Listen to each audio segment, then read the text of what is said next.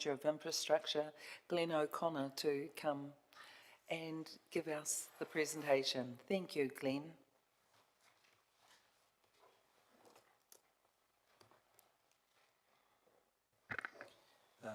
Madam Chair, Councillors, the report in front of us is the Road Maintenance Contract 6-monthly update. As the title indicates, this is the 6-monthly update to the period roughly the end of October 2025. Council has a road maintenance contract that was established about 4.5 years ago. We finished the first 3-year term.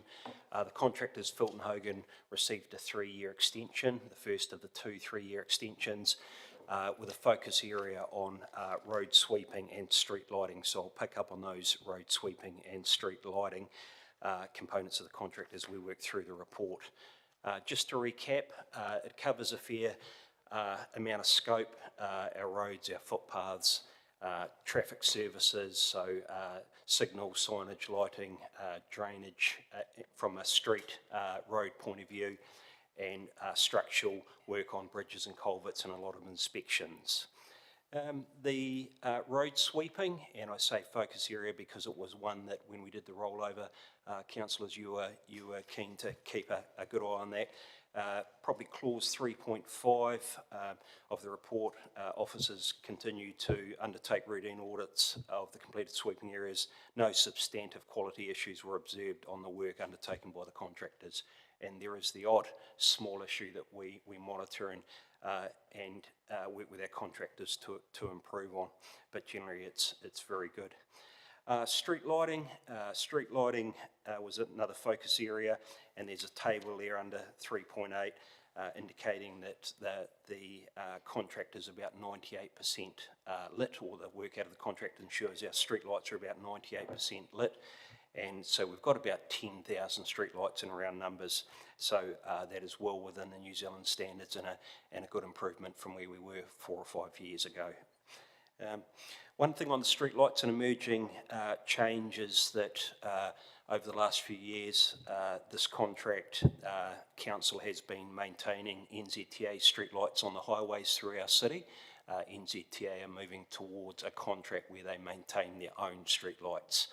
So if you see street lights out on our highways, Rangatiki Street, Main Street, so forth, they are now being maintained by NZTA directly. So we will continue to work with NZTA and notify them when our residents or ratepayers advise us of a street light out, because very hard for people to understand the difference between a council street light and an NZTA street light. They are simply street lights. So we'll work with those with that. Powerco, we continue to work with Powerco, who supply the power to the streetlights. Got a much improved, very good relationship now with Powerco, and they're certainly keeping up their side of the bargain, supplying power to our streetlights and rectifying any issues that we've got in a more timely manner. Capital work side of the contract, so the pavement reseals, the resurfacing, the chip sealing. We're about 25% through the sites that we need to reseal, so that's good progress, and have no concerns over the completion of that. He says with the monsoon rains today, really, which delay us by a week, but can't see too many issues there. Footpaths, we just completed the footpath data condition surveys, so once we've consolidated that information into the system and understand what that means, we'll bring back the data of what our condition of our footpaths are in a future report, and that'll help us build out our forward works program and make sure we're targeting the most appropriate areas for maintenance and renewals. So in summary, the contract is performing well. But like any contract or maybe any relationship, we don't always get it right, and that's we as our contractors and we as council officers, and certainly as you'll be aware, when things don't go according to plan on a transport roading type job, we all hear about it pretty quickly. So our challenge is and continues to be just just to reinforce those key processes, just to back up our human touch, our human decisions, our human approaches, as well as our systems, to make sure that we are double and sometimes triple checking so that we don't do things wrong or we just miss things. So we've got to keep working on that. But yeah, overall, we're halfway through the first of the 2 3-year rider renewals or potential rider renewals, and I believe the contractors are performing reasonably well. Happy to take any questions. Thank you, Glenn. Councillor Bowen.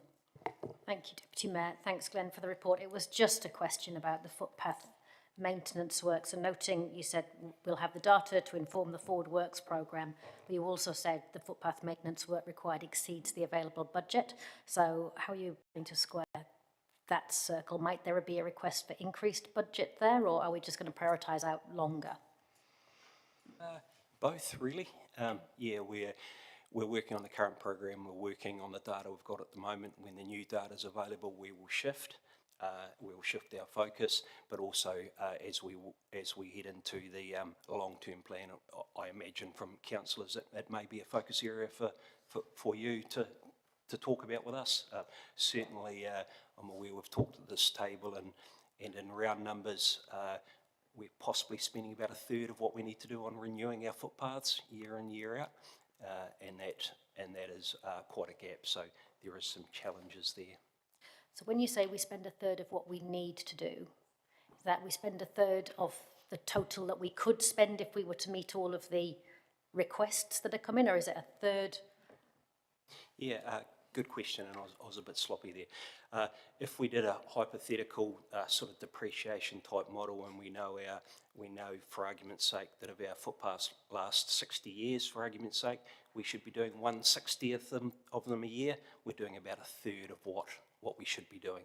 And I say about because some stretches of footpaths are quicker, cheaper, easier to renew than others. If you've got a nice wide section where there's easy traffic control, where there's not street trees, where it's not many vehicle crossings, is a lot cheaper than where there's lots of street trees, where it's a narrow street, where there's a lot of traffic and so forth. But that's probably an oversimplified version of where we are with our footpaths. Oversimplified's all good with me. So how do we bring that oversimplification into the decision-making?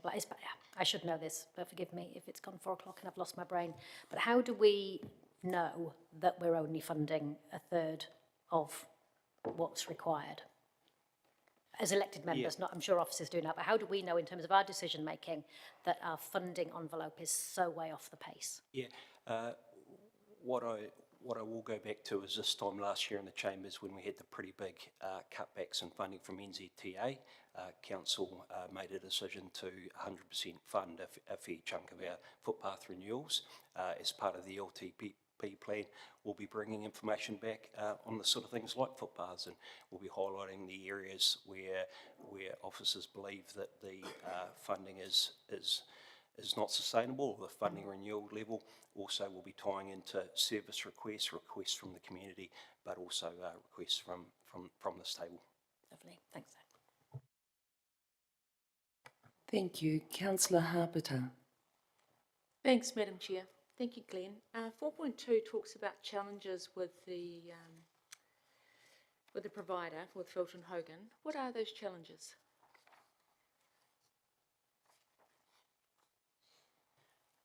Some of the challenges in the roading industry generally is the lack of respect that road workers are getting from our sections of our community. It's very tough working on the roads, and the team get a lot of abuse. The traffic control type situations aren't always respected, and that does wear people down. The industry, as with our council team in transport, has had a lot of staff changes, and that's not just our contractors, it's our team as well, as you're probably aware, and that's right throughout New Zealand. Funding changes where we had a reasonably, I would say, a reasonably strong focus as a country, and maybe from NZTA, on safety works, and that we had a body of knowledge, we had skills and experience in that, and people that really liked doing that. And suddenly the pendulum swung, and we maybe didn't have so much of a focus on that. Yeah, that are some of the challenges. Okay. So if we were looking at the KPIs for Filton Hogan, what was the one that they're doing really well, and what's the one that they need improvement on? One that they're doing very well on is responsiveness. One that we'll certainly be marking them down very hard on the moment is possibly doing night works without having the communications that they need to do, as a very recent example. But what they are doing well is local staff, well-trained staff that care and have passion for their work. So we'd mark them high on that. Thank you. Thanks, Madam Chair. Thank you. Councillor Barrett. Thanks, Madam Chair. Thanks, Glenn. A question first, just building on Councillor Bowen's questions. So if we're only investing 33 cents for every dollar we should be on footpaths, could we get that kind of breakdown across all the different asset classes within the transport network so that we get a whole of network picture in terms of where we're off the pace? Yes, we'll be preparing a version of that data for the long-term plan. And will it have a very clear kind of bottom line summary that is really easy for us and the community to understand what that gap looks like? Certainly for the big classes of assets and transport, for the resurfacing, for the footpaths, yes, we can do that. Great, thank you. Just wanted to ask about the report in general. It has quite a bit of generic language in it. Things are progressing, they're progressing well, they're ongoing, those kind of languages. Is there actual data that we could bring into some of this report to actually give the community some facts and figures alongside that? Certainly, and for the next report, we will put some more facts and figures and data, and we'll do some focus on some of our KPIs that we're working on with our contractors, and we'll be able to flow those through so there's visibility in that. We can do that. Was it a conscious decision to not bring that kind of specific information forward to the council at this time? No, certainly not a conscious decision. I'm mindful of a few vacancies we've got on our team at the moment. We've got some vacancies in the senior staff, so it was a practicality as well as a way of looking after some of our team and not burdening them. But certainly for the next report, we'll bring those forward. Is there accountability on the contractor to just simply provide that data so that, from our point of view, it's a bit more of a cut and paste, or do we have to still do a lot of work internally to work out what they're doing externally? It's more sitting with officers to it's not simply a cut and paste, because the level of detail that our experts in our transport team is slightly different than here, so there is some translation or modification for the report, but we'll bring that forward. Are you comfortable with the quality and quantity of information that the contractor is providing around their performance? The quality and quantity of information we get is at least at the industry standard, probably a bit higher. So yes, I am confident with that. I'm also confident if we want to drill down on the roading asset sort of management information, it's available, and I'm confident it's getting better. We've worked quite well with our contractors and our asset management team, and I'm confident that our asset management plan is in a good position. Great, thank you, Glenn. Madam Chair. Thank you, Councillor. Your Worship, you had a question. Thank you. Can you hear me okay? Great. Hey, thanks, Glenn. And look, thanks for just the macro level of what is actually happening there. Just with the street sweeping, and look, I understand that you've done well around the lighting, the street lighting, but street sweeping, I'm still getting some complaints. I mean, not the great level that we had before, but do you think we are honestly over the top of that, or there's still some gaps there? And is it on the website, for instance, where I can direct residents that say they've never seen a truck or any sort of street sweeping, mainly down smaller roads and cul-de-sacs, those sorts of things. If I maybe go back to Councillor Barrett's earlier question about some of the activities or asset classes that possibly aren't funded, we will be bringing back some information on our street sweeping. Certainly with the funding that we've got available, we're doing a good job. I may have talked at this table before that I think 4 sweeps a year is a minimum that we want for our streets. We've got areas of our network that are still only getting swept twice a year, which is a big improvement from where we were 18 months ago, where we were on-demand sweeping, so we weren't sweeping our network unless somebody rang up and complained, essentially. And the table funded additional funding so that we could sweep more. You are correct, and your observation is correct. We've still got areas, our lower volume streets, our quieter streets, that aren't getting swept enough. In my view, that's certainly a level of service discussion that we'll have with this table, because that's the opportunity. But there is a cost with that, and as with most other activities in this contract, it's set up as a measure and value contract, and what that means is we allocate our contractors the kilometres as the measure for streets, kilometres, and work with them, and the more kilometres they have, the more sweeping they do, and the better the outcome is. Does that answer your question, Mayor Grant? Yeah, it does. I mean, I suppose it comes down to that basic, how's the contract set up? When we did change the contract, and this is going back more than a term, we changed, or officers changed the contract significantly, and it was only after the effect that we realised that we'd bought street sweeping with one truck, which was not a Fulton, it was subbed out from Fulton Hogan, whereas previous contractors, Higgins, had 2 full-time trucks, which were part of their staff. So we noticed a significant difference in the level of service. Yes, that's improved, but we've had to pay extra for it. So I'm sorry, I'm going into comments, but I mean, it does seem like we are coming back to the original contract. Yeah, I'm just sorry. I couldn't really comment on the previous version of the contract, but I would note that a measure and value is, if not accepted, if not unanimous, pretty accepted for street sweeping, and one of the realities with street sweeping, especially in autumn, is you could have your street sweeper at one end of Fitzherbert Ave, and by the time you get to the other end of Fitzherbert Ave, someone driving in wouldn't even thought you'd been there for the day, and that's one of the realities. But yeah, take your point. Yeah.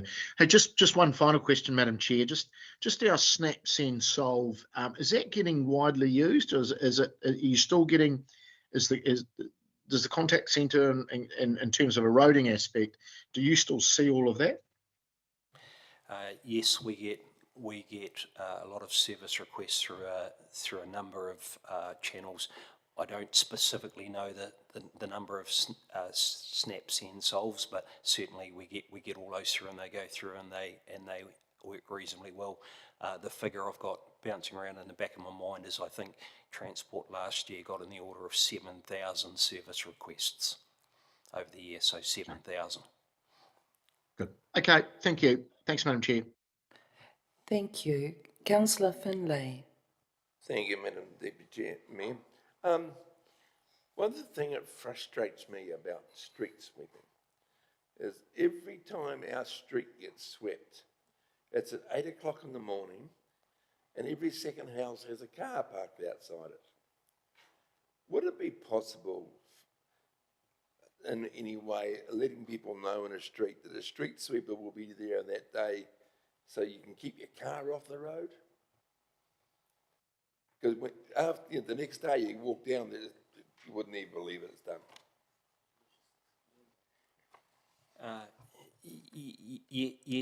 Yes, it is possible.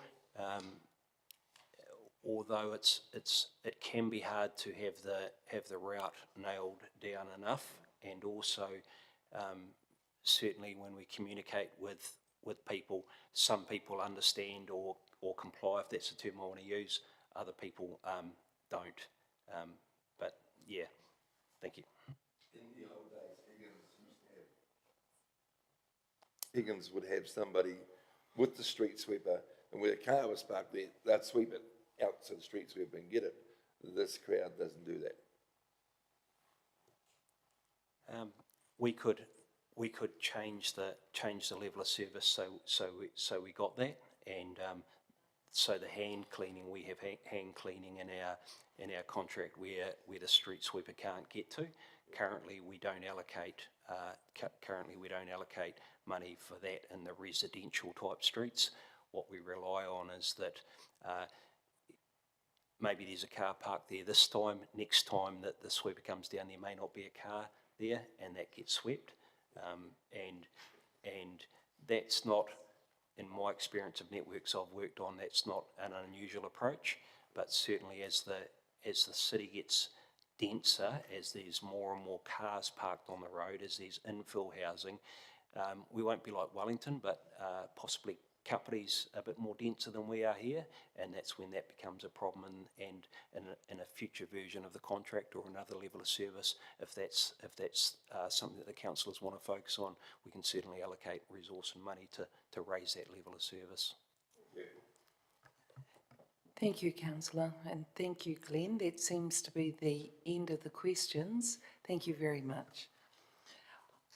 I'm happy to move the recommendation that the council receive that the council receive the memorandum titled Road Maintenance Contract 6-month monthly update presented on the 3rd of December 2025. Thank you, Councillor Harpiter, for seconding that. And thank you everyone for putting your hand up as well. Much appreciated. We're open for comments now. Thank you. There being no comments, then we'll go to the vote. Thanks.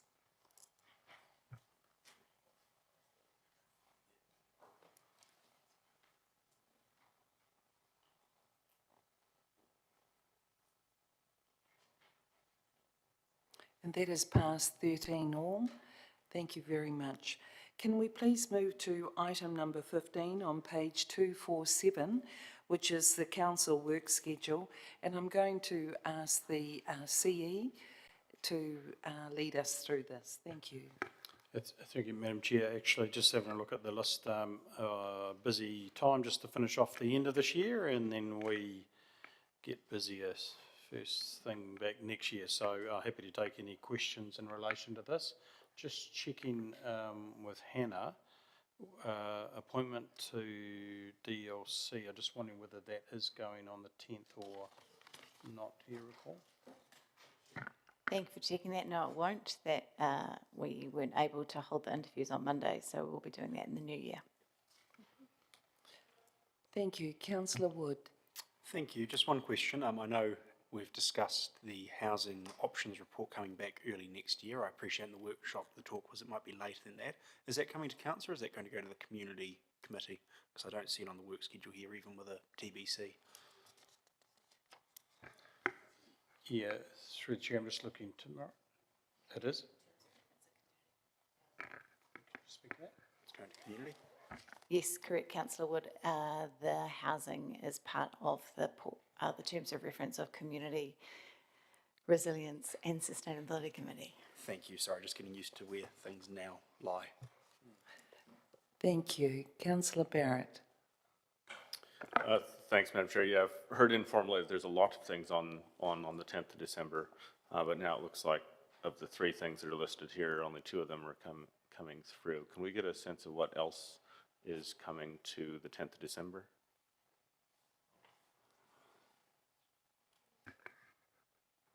Yes, we can. Would you like, we'll get a list out to you shortly after this. Great, thank you.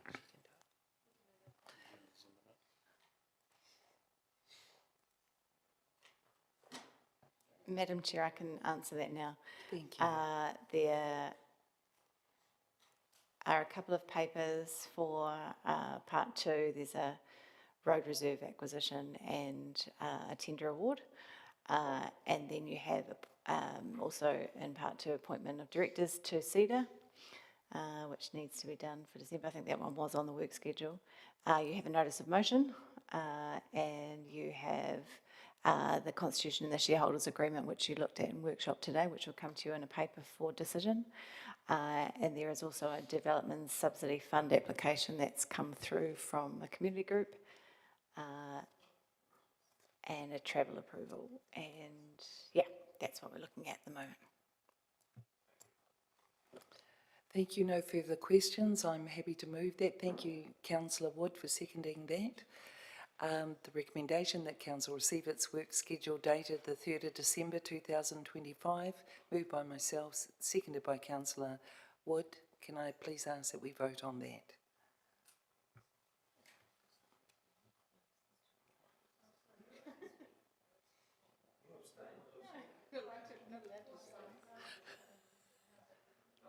And that is passed. Oh, we'll do it again properly. The couple. Here we go. Technical issues.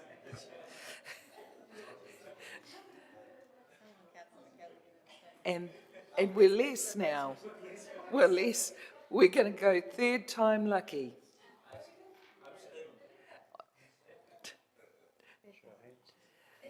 Here we go. This is it.